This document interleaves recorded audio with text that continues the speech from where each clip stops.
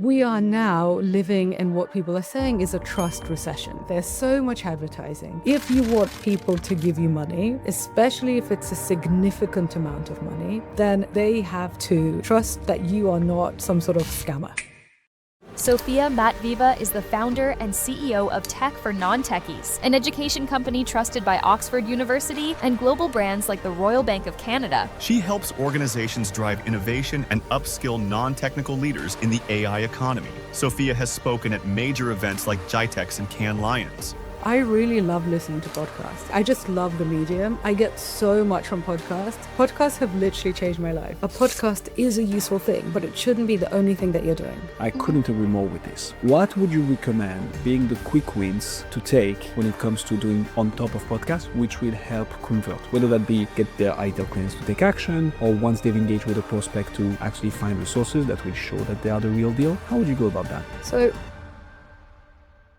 Sophia, can you tell me about Tech for Non-Techies, please? What's the story behind that? My aim at Tech for Non-Techies is to help people who are, right-brained people. So a lot of the people in the business world to have successful careers in a world that has been really changed by technology and also, frankly, dominated by tech bros and tech bro language and tech bro jargon, which I think puts a lot of people off, and a lot of smart people kind of count themselves out of the race, and I don't want them to do that. So we're an education company. Our flagship course is called Tech for Non-Technical Founders. So if you have an idea for an app or a tech business, but you're not a developer yourself, then this course teaches you basically how to hire the right people, what you can do with AI, where you need to stop using AI, and so on. And our courses are bought by governments and also by corporates and by individuals. So you can literally buy the Tech for Non-Technical Founders course online.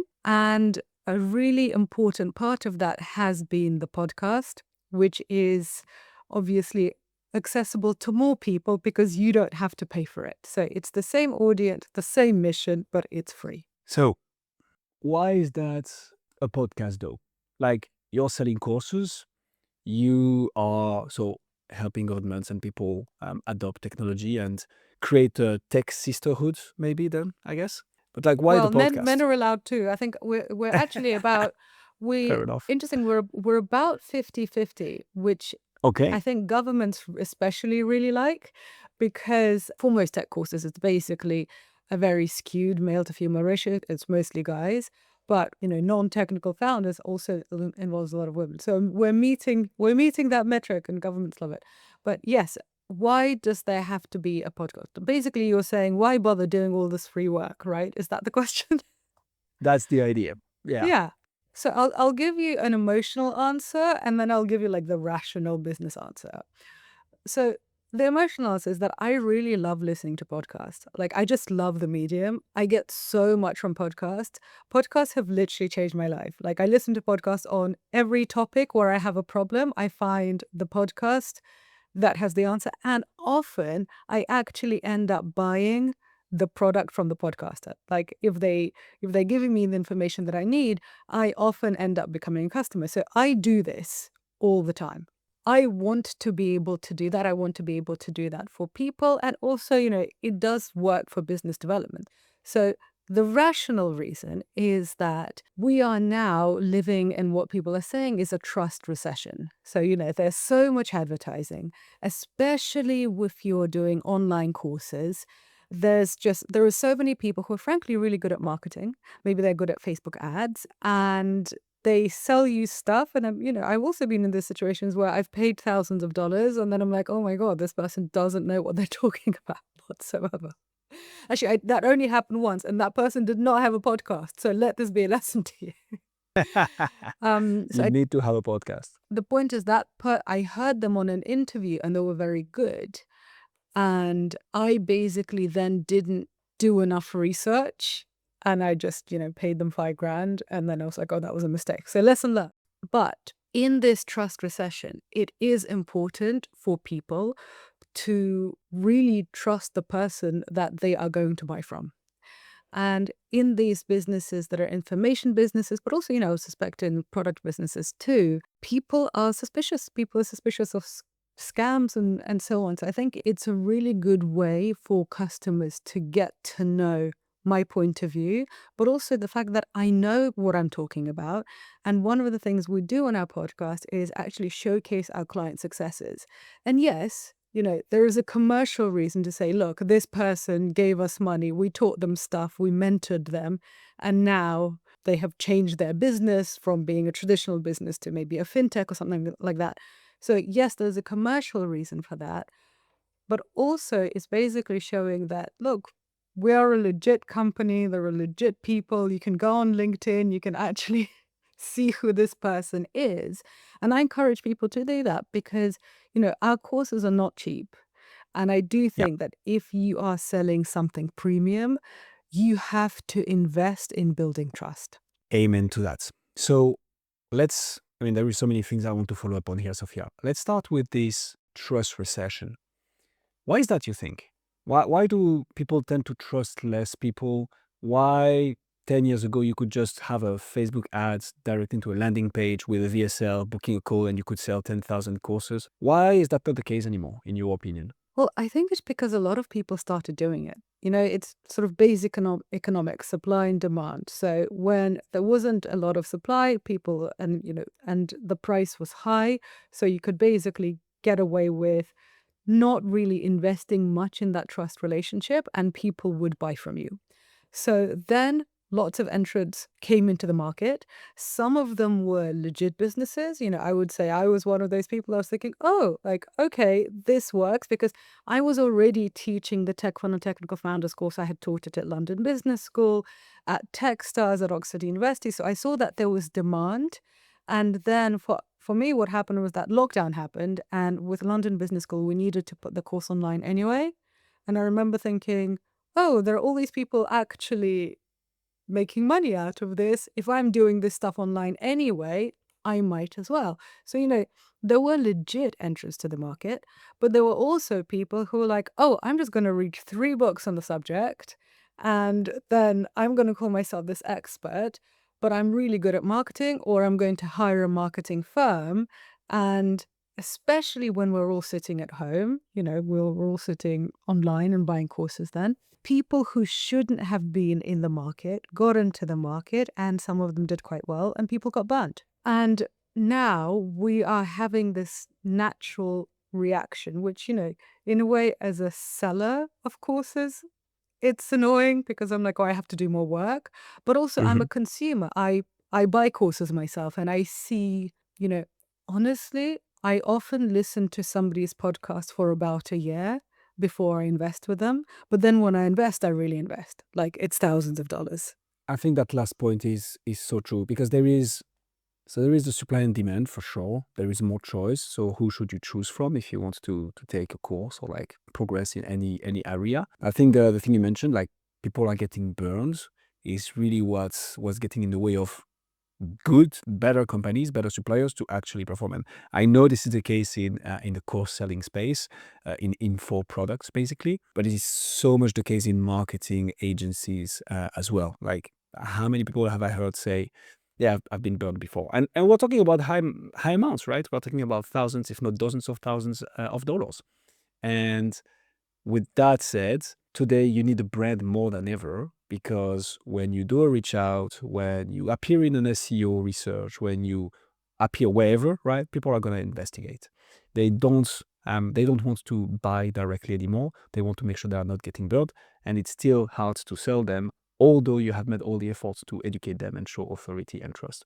And it's also the same in the B2B space. So in the B2B space, I would say it's even worse, because there are whole departments checking you out. So I remember when we first got our government contract, the governments really take their due diligence very, very seriously. And it took them months of basically researching us to see that, okay, I am who I say I am. I have lectured at these institutions. They spoke very extensively to former clients, to the point that I ended up having to buy these former clients really nice gifts to say, thank you for doing free work. So I do think that not only if you have a body of content, but if you have former clients or former business partners, basically people who have worked with you and can talk about what are the results, I think it really, really helps establish that credibility, both on the consumer side of things and on the B2B side of things. Amen to that. So why the podcast specifically, right? Because I could ask you, yeah, okay, so it's about showcasing thought leadership, right? Authority, building trust. But I mean, there are plenty ways of doing this, right? You can become an influencer on LinkedIn, talk about the right stuff. You can have a blog section on your website where you write stuff. You can have a YouTube channel. I mean, there is plenty of ways to build trust. Why for you the podcast specifically? I think a podcast allows you to do all of these things basically simultaneously. Because what we do is that, okay, there is the Tech for Non-Techies podcast, which comes out every Wednesday. So out of that come lots and lots of assets because, I had to actually use my brain to create this episode, right? I had to take my time. So it is intellectual output. So some of the episodes are interviews, but a lot of them are solo episodes where I am teaching something. So it's literally, a lesson from a very well qualified teacher. And so what we then do is we repurpose that into several LinkedIn posts. That also goes into a newsletter. That also goes into a YouTube highlights video. And then that goes into shorts. So basically from Yeah. one piece of intellectual labor, you do hit all of those platforms. Whereas I think, let's say you're writing a blog, and some people do really well with that, but if you're writing that blog, it will be much harder to say turn that into video content. Yes, it's possible now with AI, etc., but it is just that much harder to repurpose into other platforms. So yeah, I love this. You're hitting everything that I advocate podcast about. So content repurposing, this is so key. And I think podcast is unique in that way because, so by the way, spoiler alert, you need video podcast to do that. But if you do video podcast, you have the highest return on time invested per pieces of content created. Like it's as simple as that. You record for 1 hour, potentially with a guest, so somebody who would be someone that looks like your ideal audience, ideal clients. So you're creating content alongside somebody who is giving you authority and trust live to all the industry. And then you can have that consistency across different platforms as well, which a lot of companies lack, whether that be B2C or B2B, by the way. You create a piece of podcast content, you upload it on YouTube, you create an article out of this. As you said, you create social media snippets or for social media platforms. You have an email newsletter live because you are getting some takeaways from this. This is such a powerful tool, in my opinion. In your case, Sophia, though, you've been going at it for 6 years now. You have 267 episodes. So my first question is, how have you seen the trust and authority from the market to you and your info product from episode 0 to episode 267? Are you able to measure that for people, the KPI nerds listening to us? So you know what? KPIs with this are actually really, really hard. So yes, there are all sorts of things that you can do to try to figure it out. But actually, the best way to find out is when you speak to somebody who has given you money and you say, okay, have you heard of the podcast? And if they say, yeah, we're podcast listeners, that's the best way to tell. So yes, you can put in lead magnets and do all this stuff, which yes is useful, but at the end of the day, you just have to ask your customers. So in general, I find that with the B2C customers, a lot of them are listeners to the podcast. And also when we started releasing the podcast on YouTube, we got more people listening to the podcast there because there were some people who, for some God knows what reason, but basically were just refusing to download Apple Podcast or Spotify. Like they couldn't get into the podcasting medium, but they already had YouTube and they actually wanted to learn from me. So I find that in terms of ROI, it is hard to tell, but it is definitely there. I honestly still get very surprised when people say to me, oh, I listen to the podcast, I don't miss a week. And I'm just, oh, really? Because I think even when you have thousands of people following you and you see the downloads, it looks like a number. And when you're actually creating the podcast, you are, often by yourself. Like, you're by yourself in your studio, I'm by myself. And so it's almost difficult to imagine that there are other people who are with you. And so when people then, write to me and say, oh, I listened to this, or, they comment on Spotify, I'm like, oh, so somebody's listening. This is really surprising. But honestly, it's very nice. It does feel really good. But coming back to the RO point, yes, there are people who listen to the podcast and directly become your clients. There are some people who can't. They can't do that for whatever reason. So I'm thinking of an example where there was a fairly junior employee in a really, really large company who started listening to my podcast. And he found it so useful. He then went to the kind of innovation center at this massive tech company and said, can I recommend this podcast to be one of the resources, one of the learning resources for the organization? Because, basically it makes him look good, right? If he is recommending good content that people haven't heard of, he looks like he's a thought leader himself. So he goes and does that. And now my podcast is one of the recommended resources at Siemens, which is not bad, right? It's called Tech for Non-Techies. Now, I'll tell you honestly, Siemens is not yet a client, but I think we're probably going to be on the way there, because this is how you start. The B2B sales cycle is, I think, about 18 months now. With governments, it takes longer. So there are some people who either can't buy themselves, or, they can't buy, or in these big organizations, they have to be lots of people who basically agree on a sign-off. And if they learn about you and you have an asset that you can then basically send to others, then eventually that sales cycle can go your way. So there are multiple things that you hit on here. Trust, authority by association, attribution, making sure that you have all the stakeholders involved. I mean, the stakeholders involved in the decision being convinced that you're the right fit.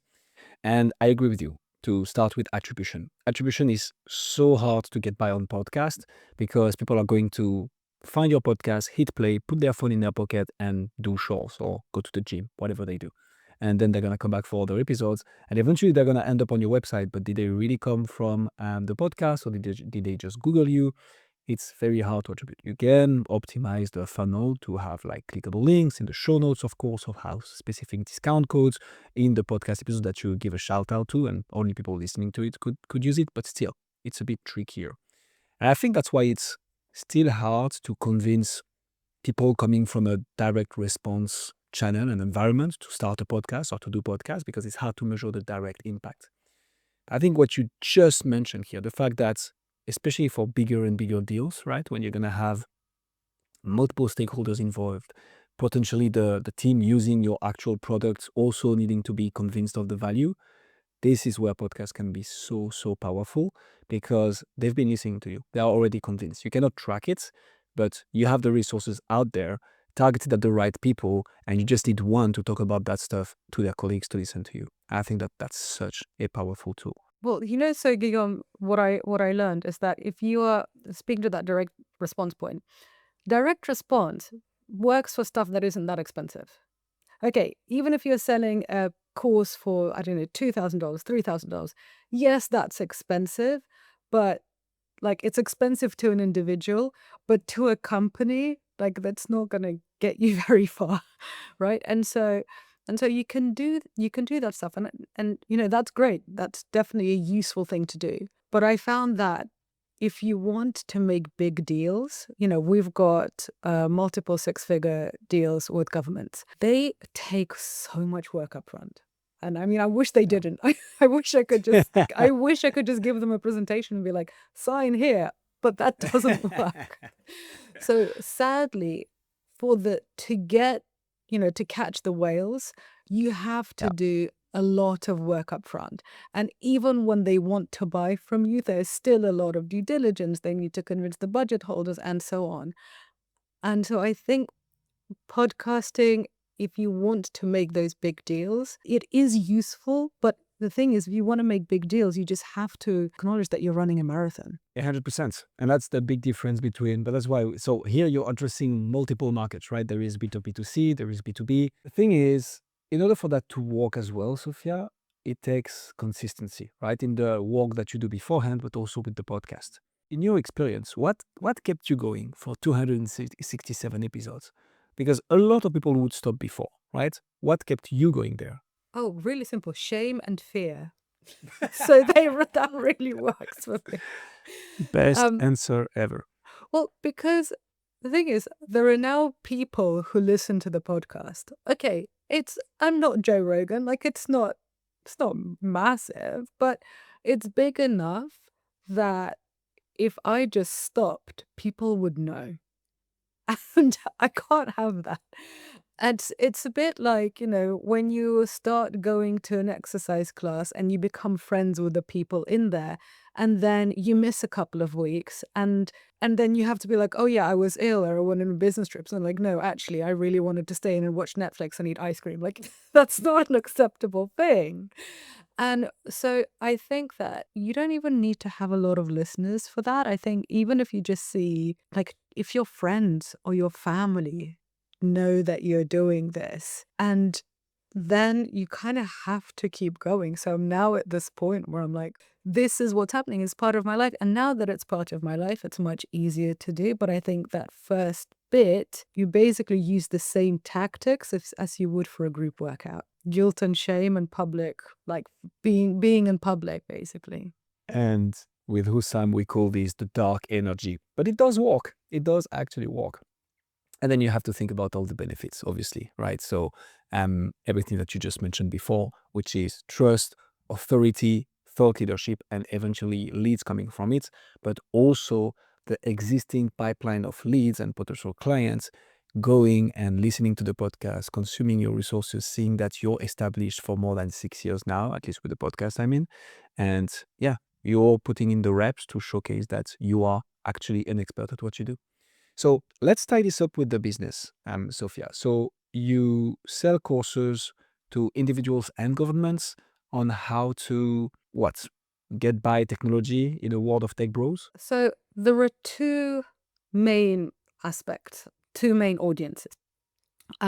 One is tech for non-technical founders, as I mentioned. If you've got an idea for an app, but you're not a developer, then that's for you.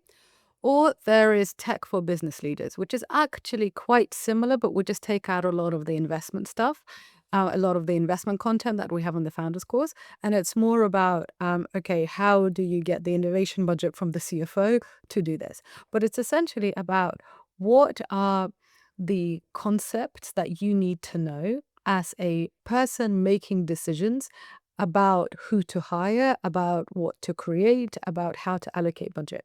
So first, we actually teach you how digital products get made. So how does an app or an algorithm, how do they, like, what needs to happen in order for this thing to exist? Yeah. Who are the professionals that are involved? Because people don't know, like people don't even know the words at all. They just think, oh, developers do everything. And that's not true. And then we teach people, okay, what is the order of operations? If you want to create this thing, what do you need to do first? And then we say, okay, what can you do as the business person, as the person who understands the problem, because your input is really important. And what do you need to hand over to the professionals? And what does that relationship look like? Because they're expensive people doing work you don't understand. So you can't micromanage them.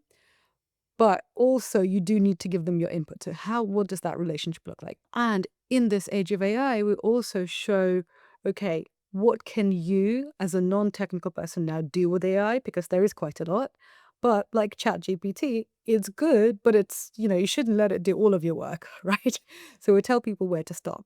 And so these skills are very useful for obviously the founders and the innovators, but they're also very useful for business people in companies going through digital transformation.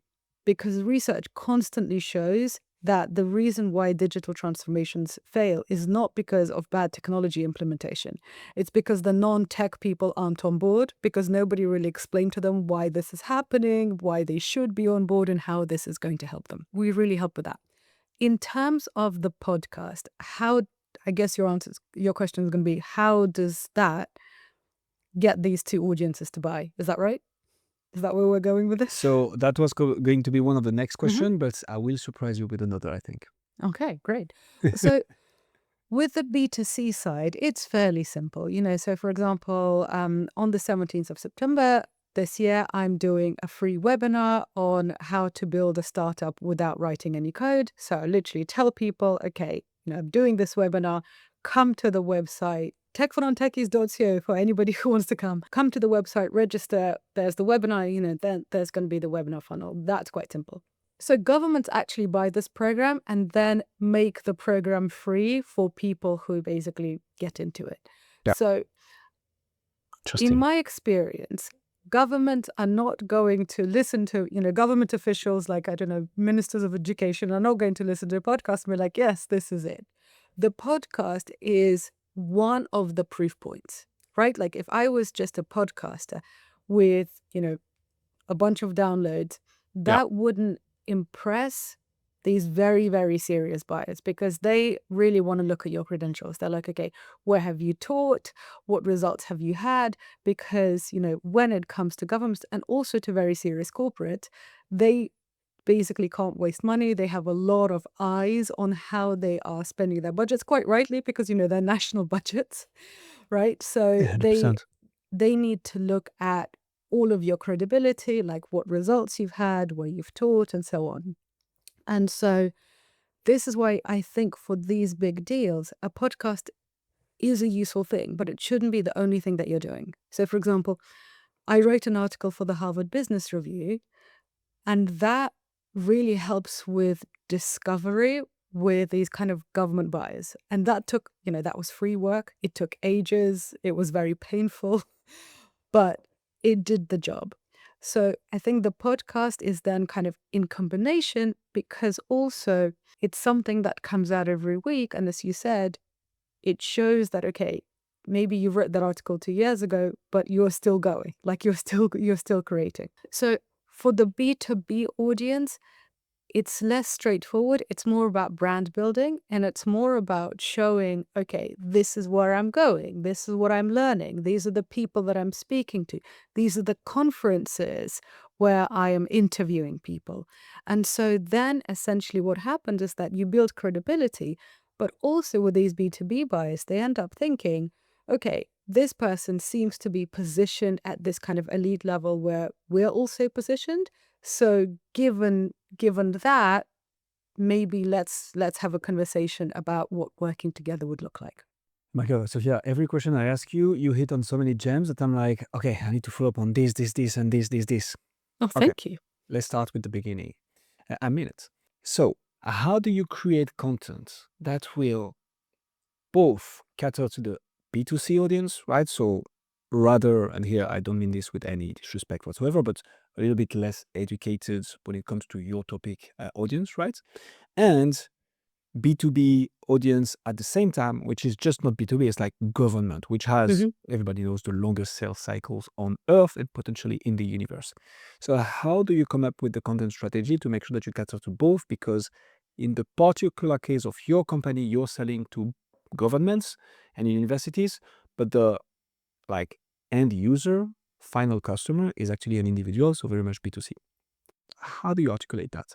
I struggled with that and I experimented. So I can actually, my answer is from battle scars, not theory.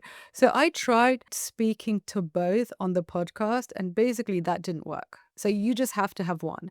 So then I thought, okay, yes, the governments are paying. So, for example, one of our government clients is the Bahrain government, and they're in the Gulf. And as you might know, in the Gulf governments want to change their economies from being natural resource dependent, so dependent on oil and gas, to being more diverse, having more technology innovation. So, what governments there do is they would buy courses and essentially make those courses free for their nationals. And so the end user is still the non-technical founder or the non-technical innovator in a corporate. The person who is paying is somebody in a government ministry. When I try to speak to those two audiences at the same time, they're so different. It just doesn't work. So I find that I speak to the government audience. I often speak to them on LinkedIn. Often it's useful to do, interviews or to write articles specifically for that audience. But also think about that audience. That audience has massive budgets, but it's a tiny audience. So, if you have, I don't know, 100 of those budget holders, knowing who you are, you could basically just be set for life, right? You don't need a lot of people. So after figuring out the dynamics of how that works, I really only just decided to focus on non-technical founders because that is the end user. So how does that work with the government contracts? I'll give you an example. We are actually having our contract renewed with the Bahrain government. And I was thinking, okay, so what is it that's making this contract be renewed? So yes, we met all the KPIs, like all the like numbers that they, there was a certain number of students that they wanted to attend, to graduate, to have results. And we did that. But also I realized that the students became real fans. So, people were saying to me that this is the best course I've ever taken. It was so transformative. Thank you so much. And to these big buyers, it actually makes a difference because they're not only looking at KPIs, they're also looking at, okay, what's the feedback of the people who went through this course? And yes, this is relevant to government, but it's also relevant to corporates because a big corporate is basically like a small country, right? There are people who buy the course and the people who take the course are usually different. And so when you have a pilot and then you want to renew, yes, they're going to look at just hardcore numbers like who came and, some assessments or whatever. But then, in a corporate leader, like an L&D leader doesn't want to send their colleagues on a course that they hated that has a bad reputation, right? So that emotional thing of like, yes, we loved it. We loved the instructors. This was great. We want, yes, we would recommend that other people in the company take it too. That's really important. So by focusing on that one user, one type of person, non-technical founders, what I actually find we're doing is that we are hitting these different types of audiences because there are non-technical founders who don't have government sponsorships and they want to take this course. And so they pay for it themselves. And then there are people, and I've also actually found this, there are a bunch of enterprising people who work at corporates who are like, I want this and I want my corporate to pay for it. And so then they basically go to their L&D department or, whoever controls the budget or the innovation department. And they say, I heard about this thing. This is really good. I think it's going to be useful for us. Can you pay for it? And so I do think that with a podcast, you have to focus on a specific avatar because in my experience, when I was experimenting with different types, it didn't work as well. And also I was getting quite confused, like, who am I speaking to today? I love that this is coming from scars, not theory, because you've actually walked the talk, talked the walk the talk, I think is the correct English. And this makes sense. Like, if you show the decision makers that you're going to be able to help the people that the decision makers want to help, then you've already won, or at least half won, because there is still a 12-month sales cycle to go through. But that does make sense. So one of the other things you mentioned, Sophia, which I want to come back on, is podcasts shouldn't be the only thing that you do. I couldn't agree more with this. In your case, you've decided to go the hard way, which is write an article for the Harvard Business Review. And I see on the website, and anybody going to the website, by the way, we'll put all the link in the description because I think Sophia is really good at marketing and funnels. So if you want to learn how she funnels people, you should check the website. You've also been featured on the Financial Times, Wall Street Journal, Forbes, CNBC, Inc. I mean, you did your PR work, basically.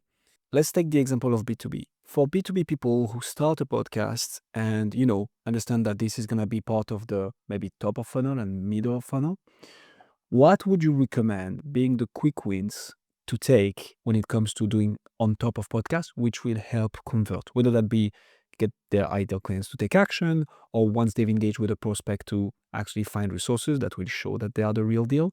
How would you go about that if you had to do it again? All this media stuff is really great and it does wonders for the ego. So I remember I wrote this article for the Financial Times. It was on the front page with like my byline. I was just like, mother, look, finally you can be proud of me. I did it. I did it. And you know what? It resulted in no money whatsoever at the time. So, I mean, I think the FT paid me like 300 quid for the contribution. So that was great. No, but it helps with establishing credibility. basically, in order to sell, there are people I know who have created businesses who really don't do that much media, but they have all the relationships. And so they have the right conversations, because at the end of the day, it's conversations that create cash flow. So whether be it in B2C, you need to speak to your audience in a one-to-many format, but in a B2B format, you have to speak to these people. You have to understand what their problems are. You have to establish your credibility. So whatever helps you have that conversation, do that. So if you already have that network, reach out to them. The thing is, sometimes you get to the point where your entire network already knows. They're like that. Yes, okay, we've given you everything that we've got. So you need to go beyond that. And so to go beyond that, you need to somehow be seen by these people. So I find that speaking on stages where your corporate audience is at is really, really good. But then you get to the point where you're like, well, how do I get invited to speak there? And this is where creating content, especially in high profile publications, like if you can get yourself into high profile publications, that's what gets you invitations to speak at things. So I generally find that the kind of the funnel is high profile publication leads to interviews in other high profile things, which leads to speaking opportunities. And when you're speaking at a conference to a bunch of your prospective buyers, that's when you can actually start booking in those meetings with your prospective B2B buyers. Okay, another gem, another follow-up question then, Sophia. So, first of all, I love that you're talking about something that is not easy to do. I mean, let's put it another way. It is simple, not easy, because it actually takes work, right? You need to put in the work of coming up with great content, reaching out to the right people who will, like 90% of them will just reject you, right? So it's about keep on Well, going. they won't even and- answer your email. Like they don't even bother rejecting you. Exactly. If you're lucky, they're answering, and if you're even more lucky, they answer positively. But this will take work, this will take time, but you're building that ecosystem that will establish your credibility. And I think so many people nowadays, and same thing with the people I talk to, they want results yesterday. And this is no longer happening. You need to establish trust, thought leadership, show people that you're giving so much value for free that they would be stupid, for lack of better terms, not to take on your paid offer if it can genuinely help them. Now, you talked about, hey, it was great to get views, but it's better to get dollars. And this is another trap that a lot of content creators and business owners who get into content fall into, which is a vanity metrics. How do you make the difference between vanity metrics and metrics that will actually move the needle for your business? You who's done it with podcast and went through the scars. At the beginning of the company, I really didn't, I didn't have any investment. And so it was financially really, really stressful. So the only thing I cared about was money. Like that was it. If, when you don't have any money, you really focus on that because that's the only thing that matters, right? And so that I think saved me from, looking at vanity metrics was, if I didn't have that position, if I wasn't in that position, maybe I would spend more time thinking about, oh, how many views do I have? And like, I still look at it because, I have an ego. So yes. And, when something has lots of views, I feel really good about myself. But, when I feel really fantastic is when money comes in the door. Even when a contract is signed, I'm still like, yeah, I'll believe it when I see it. It's like when the money is in the bank account, then okay, then that's really, really fantastic. So I would say, yes, it's nice to look like if you get, it does feel good when I see that more people are signing up to listen on Apple or on Spotify. You can see your follow count. It's nice to know that people want to hear what I have to say. And I know that eventually it will lead to something. I'm not entirely sure what it will lead to, but it will lead to something. But at the end of the day, I'm running a business. And in order to do that, I need cash. So cash is king. Yeah. So what my mentor used to say is when you start a business, you take anybody with a pulse and a credit card. Pulse is optional though. So I get it, right? When you start a business, you ramp up sales. Of course, you need to find money, and playing the longer term play is not always the thing that you think is worth doing. You need cash now. I think it's super important to set the foundations right if the objective is to scale and grow, right? Because there is just so much that you can get out of direct response and getting anybody with a pulse and a credit card. How do you, Sophia, implement technology in podcast? What are you currently doing for, empowering, enabling, taking your podcast to the next step thanks to technology that anybody can replicate? Because after all, we are talking to non-techies here. Actually, it's really simple because I think the tools now are really good. So we're recording this on Riverside. I use Riverside too. I think it's really, really good. What Riverside allows you to do is that there is an automatic transcript. And often, all the time now, I would take that transcript and I would put it into ChatGPT. And so, yes, I work with producers and editors now, but essentially, I know the content best. I know what I want it to be. So I put the transcript into ChatGPT from Riverside. I ask it to come up with a bunch of headlines. And so by the time I pass this on to other people, they have the headline and they generally know how I want to frame the conversation. And so from that, then other people can take over. But literally, Riverside is what I think $20 a month. ChatGPT is $20 a month. So that's the extent of the technology. I also recently had a microphone and it broke, and I haven't replaced it yet. And yes, I'm about to do that. But I think, if people are thinking about podcasting and they're thinking, oh, I need to buy all this expensive stuff, I'm like, well, I'm speaking on a laptop right now and using Riverside. And it's fine. Amen to that. Sophia, this was an absolute podcast, business-oriented masterclass, and I loved it. The question I ask all my guests at the end of those interviews is coming from Jeff Bezos, actually. So when he was building Amazon, right, he was not trying to guess what's going to change in 10 years, what's going to be the next innovation, what's going to be the next product that people want in 10 years, so that we can anticipate. He was asking himself and his team, what is true today that is going to remain true in 10 years? Well, people are still going to want products fast. They're still going to want large amount of choices, cheap ideally, and they're still going to want amazing customer service. Let's double down on all those. For you, and we're really talking about podcasting within a business setup, right? What is true today that is still going to be true in 10 years? Well, I think it's also the same truth. What I'm about to say is it was true like millennia ago, which is trust. So if you want people to give you money, especially if it's a significant amount of money, then they have to trust that you are not some sort of scammer. So whatever you can do to help people trust you and trust that you can get them results, because that's the thing. Can you get them results? That's what everybody's wondering. And by the way, everybody in a corporate or as an individual, everybody thinks that they are the one special snowflake that is the exception to the rule. Not just everybody can trust me because, I've got all these credentials, but you can trust me that I will take care of you. Then that's essentially what people want. And I think that's what people have always wanted. Now we're living in a digital age. We can just, access more of these people, but that's a fundamental human desire when it comes to commerce. Sophia Matveeva, ladies and gentlemen, and hopefully I didn't butcher your last name, Sophia.